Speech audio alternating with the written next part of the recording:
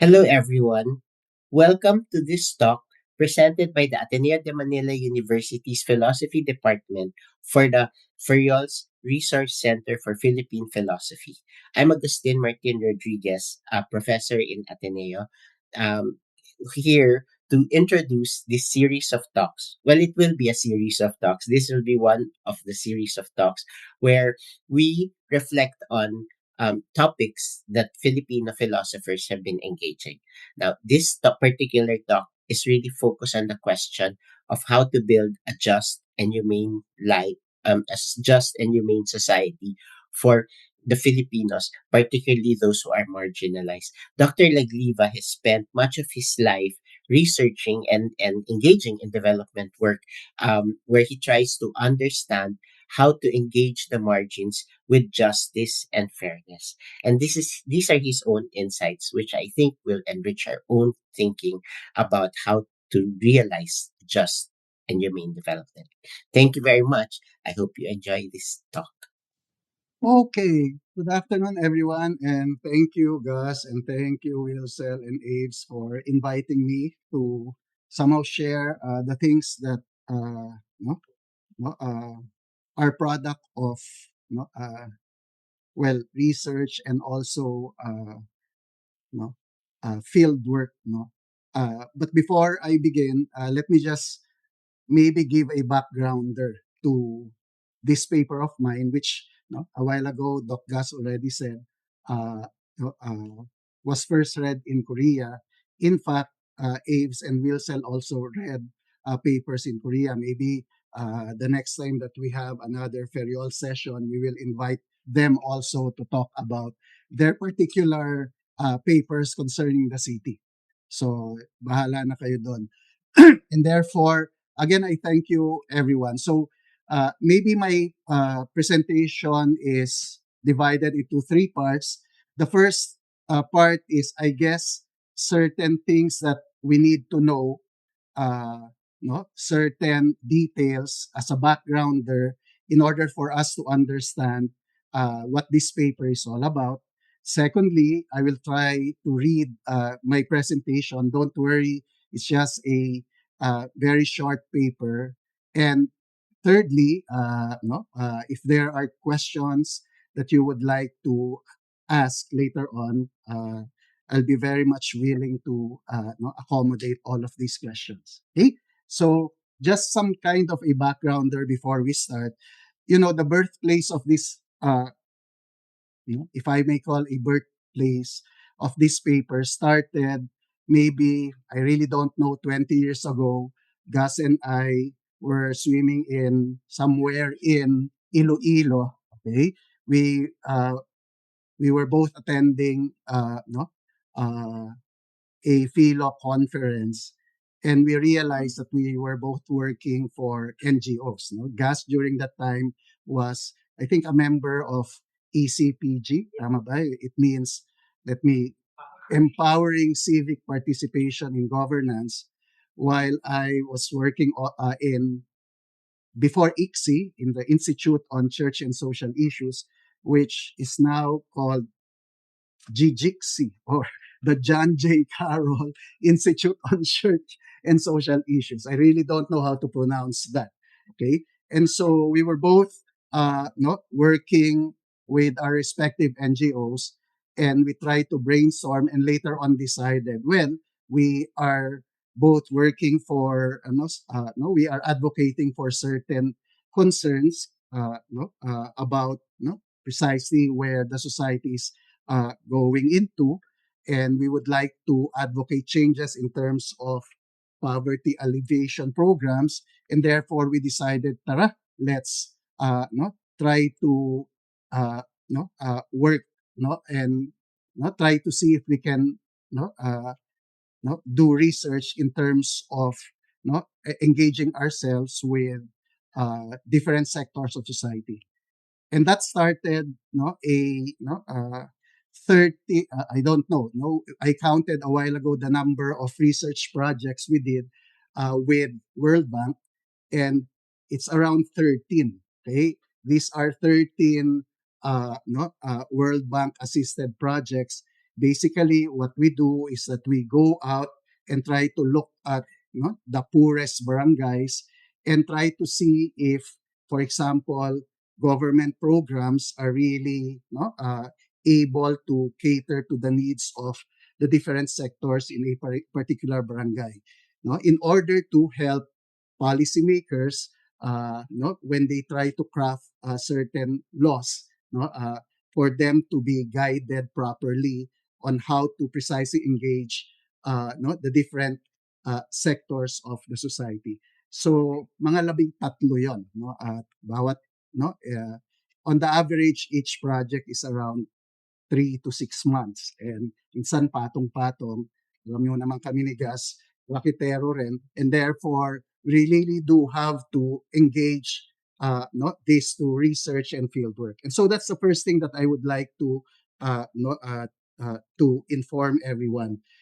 And the reason why it also got me interested into research because at one point some members of World Bank said that you all must give us some kind of weapon in order for us to counter a dominating rationality, which the intention is a conception of development that simply infuses financial help in barangays, when in fact during this time there is now a parang around 1990s, a new kind of paradigm is already in terms of development is already not being tried by different countries, and that is the human development approach. And within the system of these financial institutions, they would like really to no entertain this paradigm, this new way of conceptualizing what development is, not different from the usual way of doing development, which is precisely reduced to just simply applying certain economic intervention in the communities. Okay, and so during that time, they said that social capital, and later on I'll try to explain that social capital is a very significant part of this whole human development approach.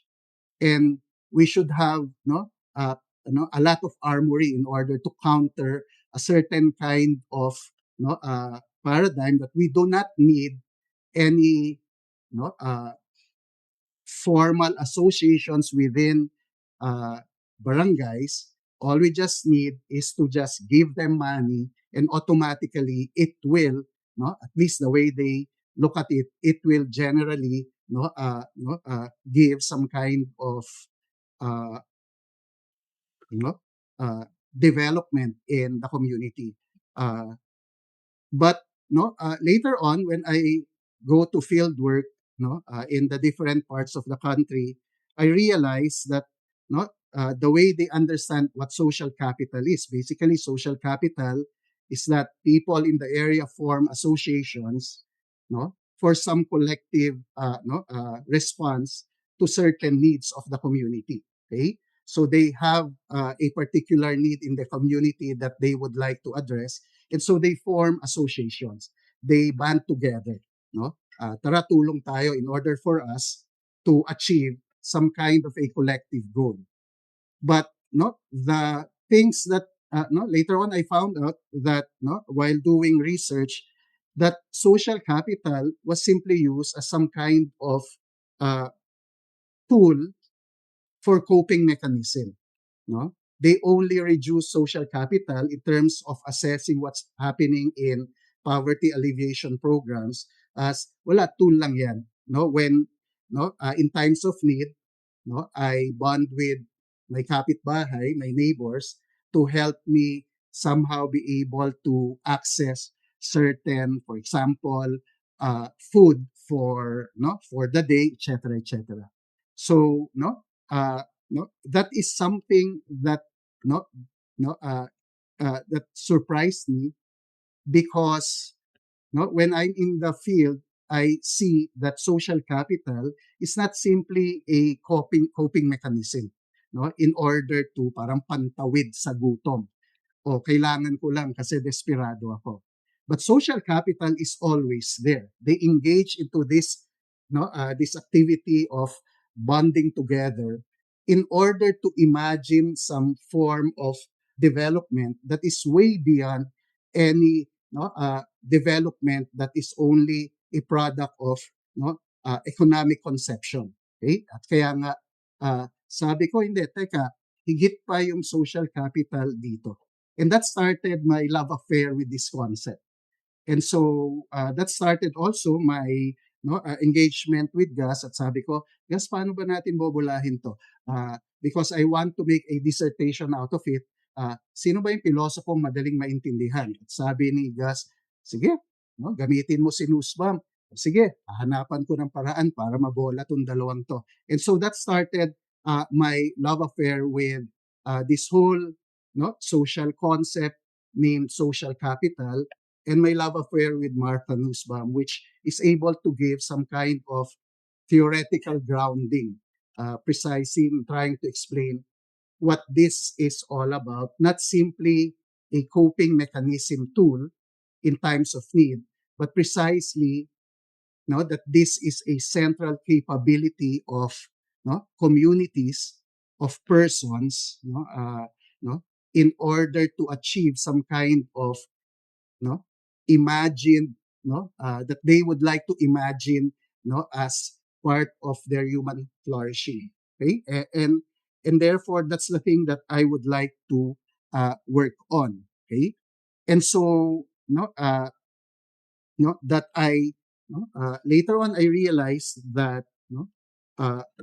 you have Martha Nussbaum as a good grounding, because you have Martha Nussbaum, no, not after understanding what is man in terms of general conception about, no, a generic conception of what man is, no, no, yung, for example, what is the nature of the human person, etc., etc.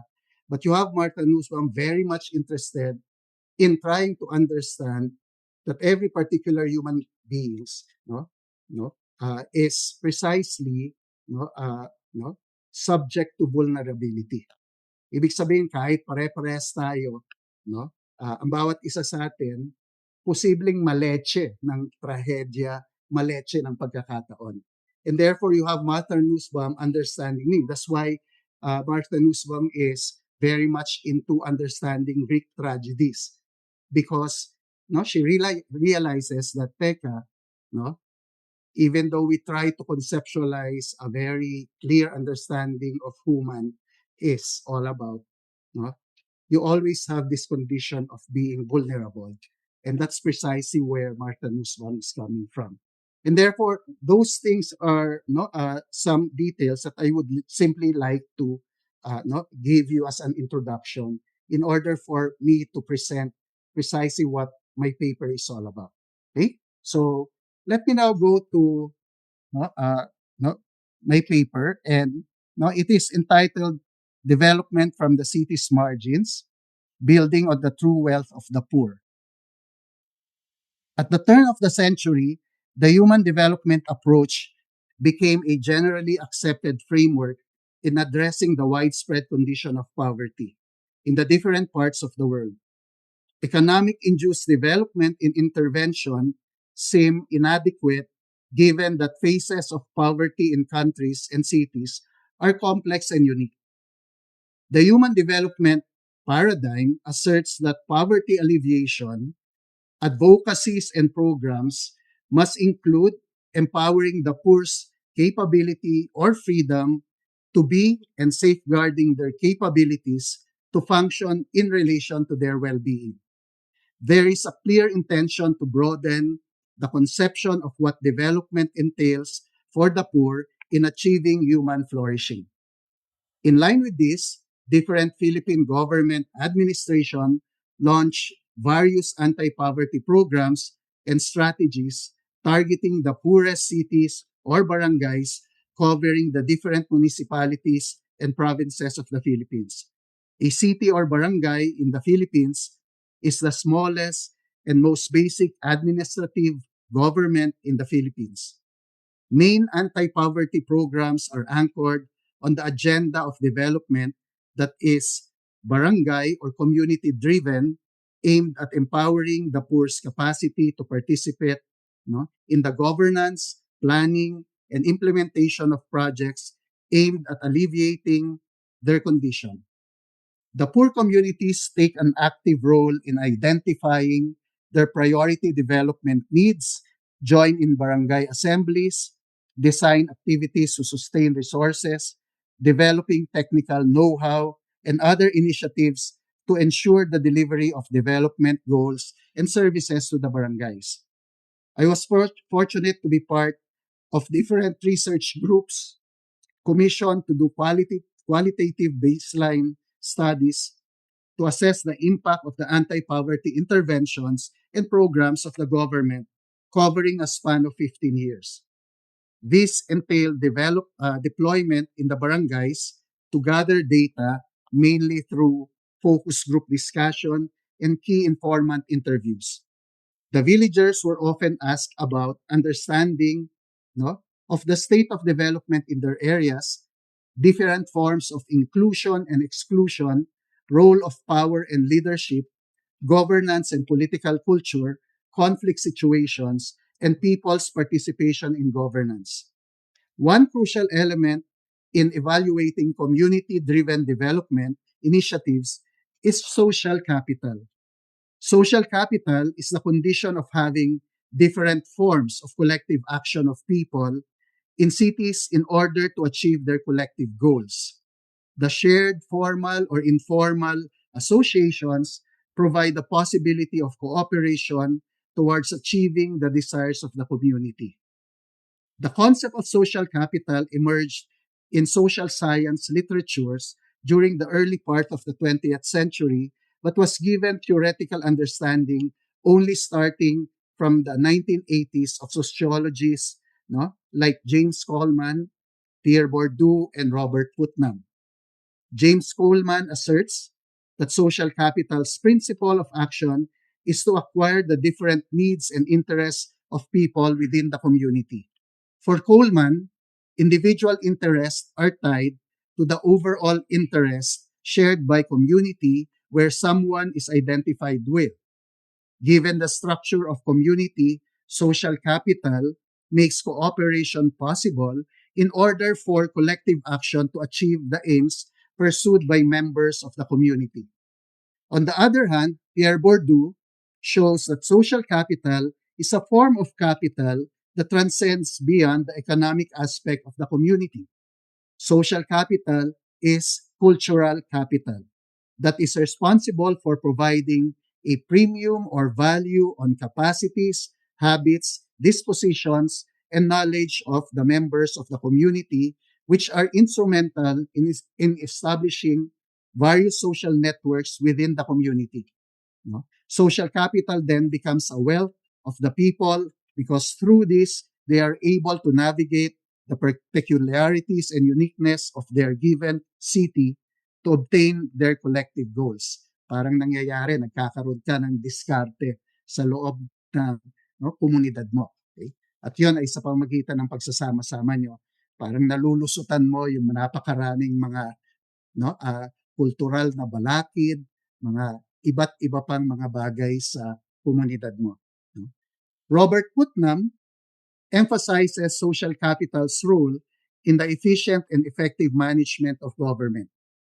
There seems to be a direct relationship between strengthening the different forms of social capital within the community and the qualitative improvement of its political and economic climate. Putnam advocates for the increase of civic participation and the creation of people's and civic organizations, which are avenues for public's direct engagement with the various processes of government to assist in the development of the way of life of the members of the community. These different theoretical frameworks believe that more instances of social capital results in communities' members' capacity to cope with the condition of poverty, notably in the realm of livelihood and health. Social capital becomes some kind of an intermediary between the members of the community and its government in providing the proper interventions for development. Thus, social capital becomes a concrete capital and wealth for the community to achieve their desire for development. It is from this standpoint that financial and economic institutions see social capital as an instrument of growth in terms of livelihood and other indicators of development. This becomes the key for economic institutions in fine tuning their methodologies in assessing their way of proceeding in terms of addressing the poverty situation of poor communities. In general, social capital, in terms of its significance in addressing poverty, shows itself in three forms. Firstly, social capital as a form of bonding. This refers to the collective action of the members of the community. Bonding describes the development of the individuals within the community, bringing about commensurate growth to their capacity to obtain their desired communal need once they cooperate with each other. Example of this is called bayanihan, which means that members of the community participate in preparations for festivities in the barangay, assisting in the funeral concerns of a loved one, performing identified roles during harvest season, or even as informal as assisting the needs of relatives and neighbors within the community. Secondly, social capital as a form of bridging. This denotes the intersection of different people's association in order to address a wider range of communal objectives. Women, church, and farmers organizations, for example, come together to manage a local government project for the good of the community. Thirdly, social capital as a form of linking. This means that social capital paves the way for communities to engage with institutions with bigger financial and political authority, like that of line agencies responsible for the delivery of goods and services. Example of this is when people's organization networks are asked to take part in the budgeting deliberations and project identification of line agencies for a particular municipality. We cannot deny the value of social capital for enhancing collective action and civic participation in governance to achieve the goal towards poverty reduction and development. However, it is the interest of this paper to propose a more primordial appreciation of social capital to help us discover a conception of development that acknowledges other forms of human flourishing. Social capital viewed from the poverty alleviation interventions initiated by financial agencies and government line agencies tend to be defined only in terms of being some sort of coping mechanism or strategy in times of poverty. As such, poverty can simply be understood in the realm of economic deprivation, and social capital simply becomes a tool to obtain resources to remedy poverty situations. Engagement with marginalized communities, and as evidenced by various results of many focus group discussions and key informant interviews in poor community, show that when they are asked of what an ideal life is for them, a lot of answers did not only revolve around having financial or economic fullness. Other values were identified, and some of these are the following. No? Peace in the community, families are intact, no quarrel among neighbors and relatives, able to worship their God, people are concerned with others, preservation of nature and their environment, being happy and contented, supporting each other's dream, people cooperate with one another, and organizing to maintain one's culture and identity. These replies seem to value social capital not only as an instrument of obtaining financial and economic advantage. Social capital is a value to pursue other ends as well. These answers also clearly point to the other directions when it comes to conception of what development is to communities, which society has identified and categorized as poor communities. While society busy themselves in analyzing and dissecting how deprived these communities are in terms of positive gross national product indicators, and depicting how lives in these communities are destitute and impoverished. Engagement in some of these marginalized communities seem to suggest living conditions that are contrary to society's projection of how grim their lives are. No? No? Kumbaga, habang sinasabi nating economically, ang hirap-hirap ng komunidad, but when you are immersed there, okay naman sila eh. Parang sinasabi nila, anong issue niyo? Okay? And precisely this is what I in a way got interested in. No? Despite the absence of obvious material wealth, some poor communities still live a good, happy, and dignified life. Economic categorizations tend to objectify and destroy the life world of a community that is full of meaningful way of existing. Perhaps we can consider that collective action and cooperation in barangays are ways of imagining other conceptions of human flourishing. Development can also be about cooperation in responding to the deprivation of the people's freedom to be and functioning according to what members of communities can do. For philosopher Martha Nussbaum, poverty can be seen as a deprivation of a person's capabilities that lead to her conception of human flourishing. Nussbaum insists that strengthening of economic and financial institutions is not the end all of development, but the realization and recognition of one's freedom to achieve her capabilities. In this context, we can surmise that social capital is one capability that a person freely responds to for the collective goals of a community. Nussbaum uses the word affiliation, which can be construed as social capital, as one of the capabilities of a person. This means to live with and for the other, to cooperate in any social interaction that can establish social basis for equality. Being affiliated with other leads to human flourishing. This means that this capacity is for the good of an individual. For her, being in affiliation is the capability of imagining the situation of the other.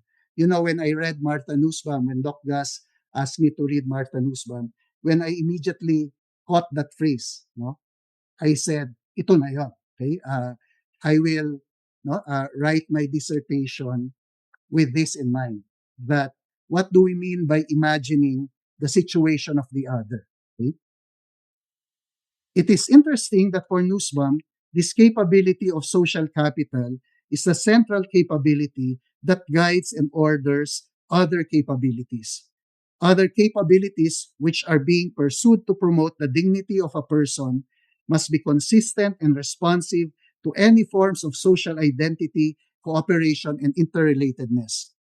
Imagining the situation of the other for Nussbaum necessitates that members of the community must develop the complex dimension of emotions which can bring forth collective actions of love and justice to the other. In establishing a humane community that responds to the desires of the community, for a decent and just way of life, cultivating emotions is crucial.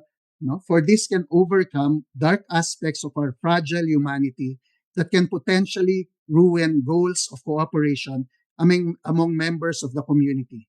Emotions help members of the community to feel and empathize with conditions of vulnerability of the other. So those of you if you do not have yet any research program for your MA or PhD, you might want to consider this, that you have Nussbaum trying to develop what is really the value of emotions in community.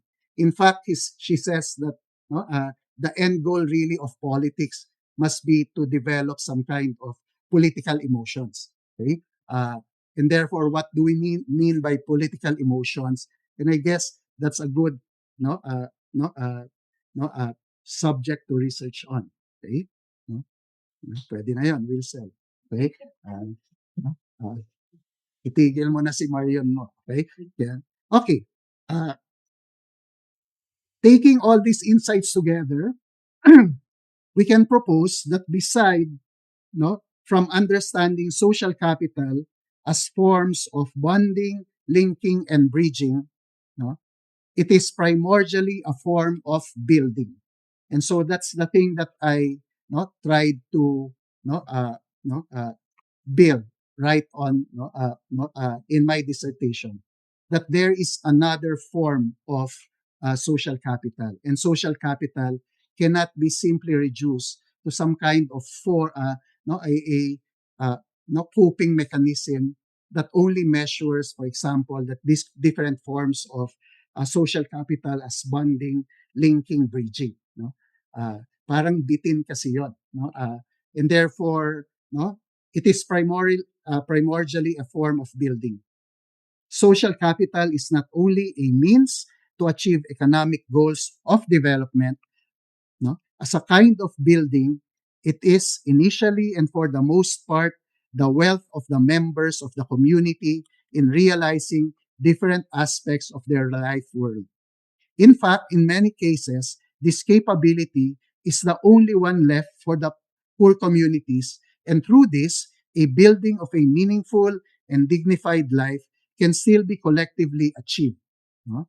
At kaya nga, madaling maintindihan, kahit walang-wala na sila, they can still have some kind of, capacity to somehow feel, that they can still be happy. Okay? Despite the fact of the tragedies that fall into their particular communities. Okay, uh,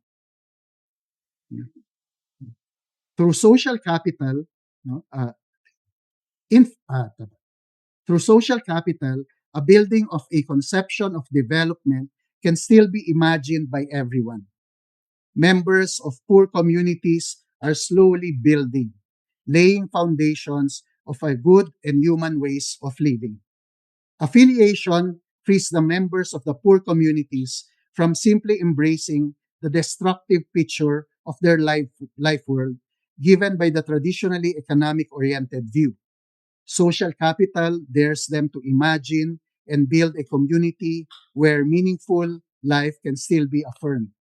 Members contribute according to their capacities, and their conditions are not translated into monetary value, but are qualitative values for the development of the whole community. I remember the time when our research group was asked by a financial institution to translate into monetary terms the contributions of the members of an agricultural community in Mindanao doing an activity called the Bayanihan. How much is the work of the farmers when they are planting and harvesting their crops? How much is the work of their partners in preparing their food and refreshment? How much is the work of children in assisting their parents during harvest season? How much is the work of the other community members of the community in cleaning their surroundings during all these activities? They resisted in answering, such questions and insisted that members simply contributed according to what work they can offer to achieve their collective goals of having a good planting and harvesting season. Life from the city's margins, where the poor are often found, is a life that is full of meaning and not devoid of possibilities for human flourishing.